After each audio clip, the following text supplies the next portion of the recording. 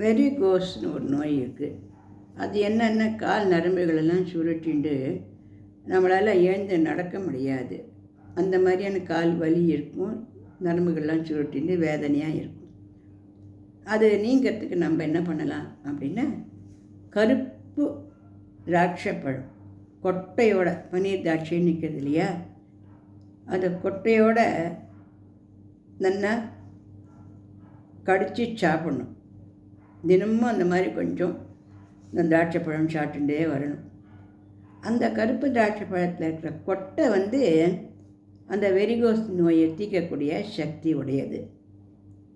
அப்படி அது கிடைக்கல, தினமும் சாப்பிட முடியல அப்படின்னா, உலர்ந்த திராட்சை பழம் அதை வாங்கி வச்சுட்டு தினமும் ஒரு 50 கிராம் 100 கிராம் அந்த உலர்ந்த திராட்சை பழம் சாப்பிட்டுன்னு இருந்தால் கூட அந்த கால்கள் இருக்கிற அந்த சுருட்டிக்கிற நரம்பு, அந்த நடக்க முடியாத இருக்கு இல்லையா, அந்த பிரச்சனையில் நல்லா சால்வ் ஆகும்.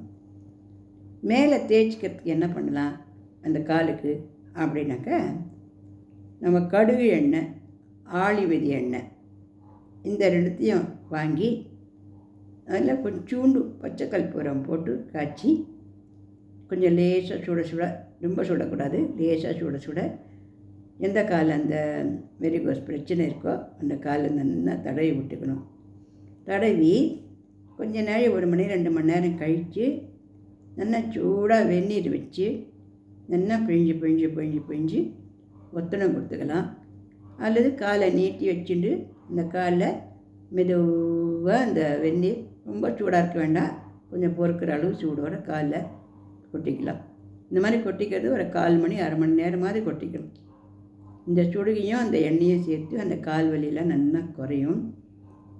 இந்த திராட்சை பழம் அந்த கால் வலியை குறைக்கும், நரம்புகளை பலப்படுத்தும். இந்த பதிவு பிடிச்சிருந்து லைக் பண்ணுங்க, ஷேர் பண்ணுங்க, சப்ஸ்கிரிப்ஷன் கொடுங்க.